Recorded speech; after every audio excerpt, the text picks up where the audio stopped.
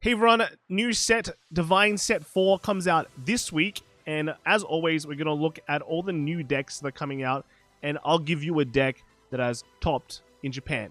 So you have something good to work off, and these decks are like higher quality / mint, right? So all the deck codes will be below. We're only going to focus on the new decks, and I will point out if the deck did not top anything at all, which is Magnus. It topped the locals. So that's the only difference, but everything else is at least done something. These new decks also bring the new divine skill cards. They're all like Destined ones, but yeah, they all have divine skills, so it should be pretty good. Anyway, let's kind of jump into it. First off, we have is the Alra deck. This one topped Okinawa in top 16, and this deck I feel like a lot of people hyped up before, but the results that it showed were kind of like average. I think jumping into this set, a lot of people have thought like, hey, this set is pretty skippable.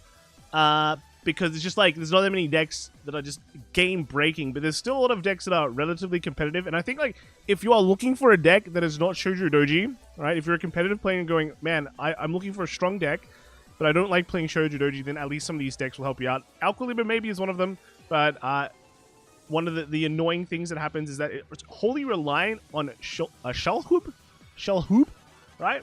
And if Shojodoji, like, bottom decks this card, you feel bad, because then you're multi-attackers kind of disappear. But one of the things I've seen with Alquilibria, right, is that a lot of these decks either run like a lot of the scales or this order, or they don't. They just don't, right? They just put in more Shenris, they put in more Ford and Revoltis. This one is not running that. It's running Brachio Force. I think Brachio Force is fine. I think any combination of these is fine. If you take out the order, it means you have more space to put in stuff like that, so you can run everything. But yeah, this is pretty much what the Alra deck is, or the Overcharge deck is, right? You just run a lot of good grade 1s. So here we have just the Overcharge grade 1s that get power, so you can kind of push early. You can like throw them down, push early, and they get a bunch of power. And then you have the Shenri, which is just, it hits like a number, right? It hits 13, so that's pretty good. You have an Order Searcher. And, like, yeah, the Brachio Force, if you can fit in forward somewhere, that's good too. Some decks run the grade 3, and some decks don't, right? This does conflict with your energy. It really comes down to how you look at the energy, right? So this requires an Energy Blast 3 to be able to get your, like, power and the draw. So you can, like, push for damage and get draw. But your Restander also asks for Energy Blast 3. So if you're only playing this as like a 4-attack deck, where you're only energy blasting 3 for one of these restands every turn, then you will have excess energy that you'll never really be able to get rid of, because this deck actually doesn't run any Foul Hearts. There are versions which do run Foul Hearts. Just remember, it just depends on what you cut, right? If you cut the Brachio Force, if you cut some of the order, that's where you're going to be able to spend the energy. But if you just play this as a 4-attack deck, you'll only be spending 3 energy every turn, and you gain 3. So it's like a net +/-0. If you play this as a 5-attack deck, very aggressive 5-attack deck, you'll eventually run out of ways to get the 5 attacks, and then you'll go back to 4, because you only get 3 energy a turn, right? So it just depends how you look at it. This will help you kind of like draw, push damage as well. I mean, restanding also push damage. This is just a lot of power. It's like a lot of power. Lets you draw, which is okay, and it's like an energy kind of usage. Excess energy can go here kind of thing. So personally, I feel like you might not need it. I really don't think you need 4x of this order as well.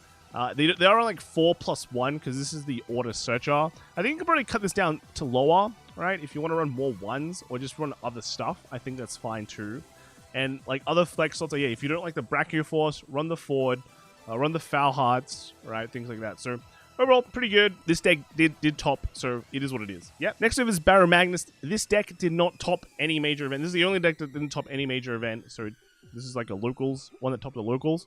Barrow got a new grade 3 and a whole new ride line, so you just run them all, because the old one is very, very mid and not very good.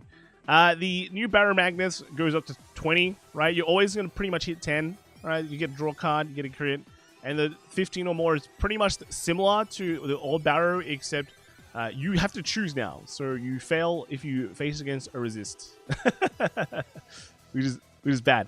But then when you get 20, you get like a kind of a guard restrict, a 3-card guard restrict, which is nice. But hitting 20 is like not the main target, I guess, to this deck. You have 15, like before, you're already getting the plus. The 20 is like the icing on the cake. The rest of the deck is just running a bunch of stuff bunch of Barrow support that they got, but never was used because Barrow was just pretty poor.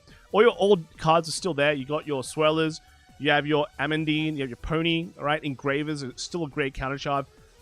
Quegra? Yeah. So that's English name's a bit weird. Still there just for the nice utility. You have your grade 3 order from like a while ago. So yeah, all of this stuff, good stuff is still there. Your new cards are a new way to put back cards into the deck. And then you have a new card that just puts cards into Soul and gets power and draws a card. This is like does pretty much everything. And then the other grade 2 from set 2 that if you pulled it back then you'd probably feel sad. But it is your energy outlet. It lets you soul charge 2 while kind of putting cards back to the deck so you don't fail. Like, I mean, you extend the life of your deck by a bit, right? And then, yeah, it lets you push power. It gets a bunch of power, it lets you push damage. So, apart from that, it's just Barrow. I don't really think many people are going to play. This is like the fun deck of the set. Okay? If you pull this in your cases... Sad times. Next we have Alden. This came top 16 at Takasaki. There are, of course, top other events too, but Alden is the main one. There's some interesting gimmicks that people have been playing around with Alden. First one, well, they just run the Keta pile because it's just really good, like T-Fel, Sergion, and the Wisdom. Boom, boom, boom. Three in. But the main thing here is that Alden has a very unique skill where, like, when you play over a card with this unit's ability, that card goes to your hand instead of putting it into the drop. So what people have been doing is that they've been calling like PG, they've been like top searching, calling like PGs to regards, and then they will then use Alden's skill and play a card over it, and then the PG will go back to your hand. So it's kind of like an interesting way to dig for PGs. As such, like you can run 4 PGs and like a no sanctitude just to kind of dig more. But yeah, in a way that also makes it like the Teeth Belt builds kind of work well, because then you can call out PGs early on, and then later on cash it in with just Alden's skill again. It's a very aggressive deck as well, so if you want to push early and you have PGs in your hand, you can also just throw down PGs and like attack with them, and then later on like kind of replace them. Just put it back to hand and life's good. As long as it doesn't get retired. If they get retired, then you feel really, really bad. Your Divine skill looks at top 7 and just grab some more cards. You can just get PGs and then put them back to your hand. Though you do miss out on the special ability where they cannot be retired by your opponent's card effects.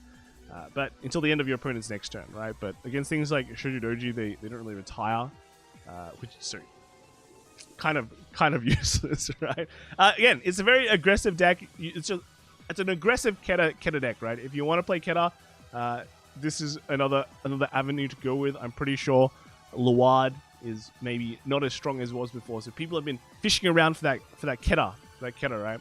Ermac is a card that everyone kind of just put in at the beginning when Alden was released, and it's just been showing a lot of power just because it gets a lot of power, right? 25 bash gets higher. Again, your aggressive deck, you want to commit early, if you want to push, yeah, Ermac can kind of work itself out, and it kind of stays on the board.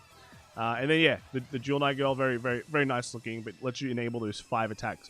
So, yeah, pretty nice. The Dual Nation Girl also lets you kind of search for orders, also lets you put cards back, also lets you call cards out. So it can kind of all generate all that into a nice little package.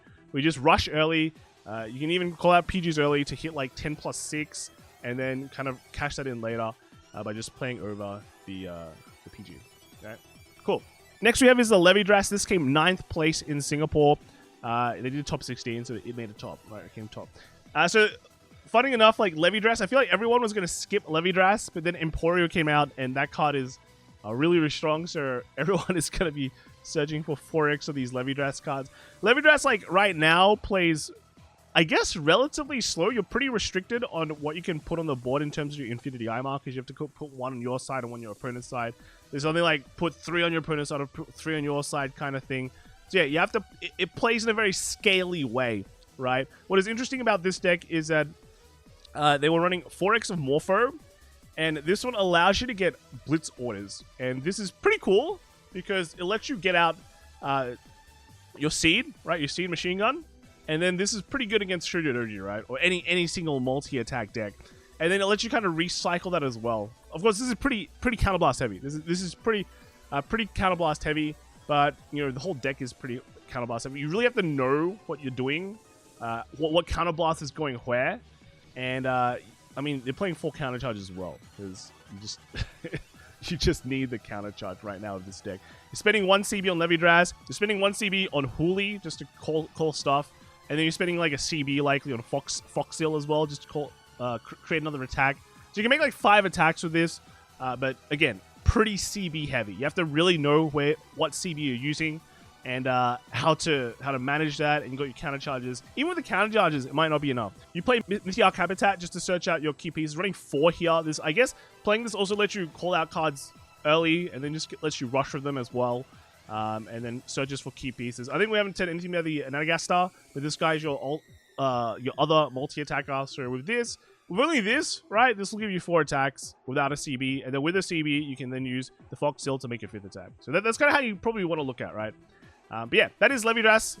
Kind of okay for now, but will be way stronger in the next set 5. You should be preparing for set 5, because I guess set 5 does use like Alicia and Anagaster and your Levy Draz, right? Moving on, so I think this is the beginning where we start talking about decks that maybe have a favorable matchup against Shojodoji. We're looking at decks that hit 18 by itself, and then with a trigger hits 28. The next 2 decks are pretty much that. So with Impio, we saw a lot of Impios being played, and overall, it's just a very, very fun deck, interesting deck, different deck. So Impio's specific skill, actually you probably can't see it here, but they make auto mod gauges, and they get a bunch of power based on the number of cards in your auto mod gauge, right? So all your front row units get plus 5k for every 2 of your auto mod gauges. Also, when you have 3 or less auto mod gauges and you take a damage, if it's not a trigger, you get 5k, but when you have 4 or more auto mod gauges, you just get straight up 5k. So basically, you're just 18k after a certain point whenever you take a damage. If you get a trigger on top of that, you become like 28. So that's just basically makes everything very, very easy to guard, and like shuts down entire turns, as well as just making you like beat fast, like beat with bigger power and just scaling. You don't really make multi-attacks, you just make 3 attacks. They're big, strong. They have multiple drive checks, because your grade 3 makes multiple drive checks as well. What is interesting here is that probably not many people realize is that, one, you need to make cards in your drop zone. You need to somehow, early on, put cards in your drop zone. That could be like soul blasting or just like guarding, or otherwise you can't get auto mod gauges, because those have to come from your drop zone. So players have been running things like this grade 2 Pantera High Dragon. Very simple effect. You soul blast, you draw a card, and then you discard a card. So you're putting 2 cards into the drop zone, and then if you have a set order, which you do, you get like plus 5k, and then this lets you like bash early, right? Other players have been running the soul blast 2 on attack, on Vanguard attack, like just like retire one of your opponent's cards. Again, the main thing is just to put cards like into your drop zone early, so you can put them in for auto mod gauges. The other thing people maybe not realize is that this deck, although it gets like strong by itself by taking in damage, it has insane shielding, right? So if you look at your Invoke Dragon as well, this one gets like, this is like basically a 20k shield, right? With enough auto mod gauges. It's like a 20k shield. And then when you like combo this with some of the blitz orders, like this one, the barrage, you can call them back and like reuse them. So when you call this, when you use the barrage and the grade 2, you're basically getting a 30k shield. And like if you want to go higher, right? If you call a grade 3 or something out, like this one, it's like a 40k shield. That's like a lot of shield, you know? It's like a lot of shield. So yeah, base, if you just call this, like combo this and this with another grade 2, it's like 35, you can go to 40. But yeah, it's pretty crazy when you think about it. It's like just so much shielding. I think a lot of people don't really realize it, how tanky this deck can be, because you're running like fronts, crits. There's basically the only like 5Ks you have is just your normal units, which you usually just put down and just bash with. But then you have like, you know, energy cycle, you just draw your extra cards and things like that. So yeah, I think it's pretty crazy. I think it's pretty interesting. One of the defensive decks out at the moment that like is showing results, and like with our kind of format where it's singles and not teams, you're probably going to be expecting a lot more Shojodoji players in your like run to top 8 or top 16 or whatever. So running like a kind of a counter, like not a total counter to Shojodoji, but something which has a more favorable matchup to Shojodoji might bring you more kind of dividends right? So Impio, definitely one of the bigger decks to come out of this set.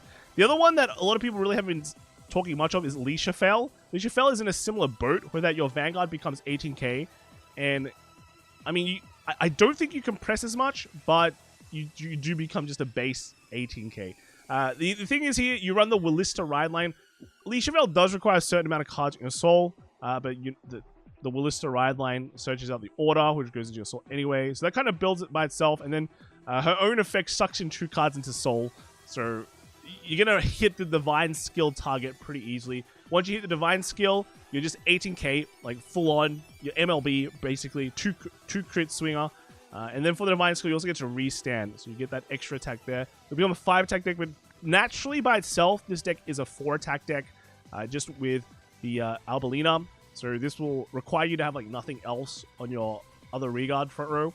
But yeah, this will just stand, and then you can just kind of make 4 attacks. You can just put all your triggers on this, basically, right? All your triggers here. Your support cards, this is grade 3, that when it goes to soul, you can give power, which is pretty good.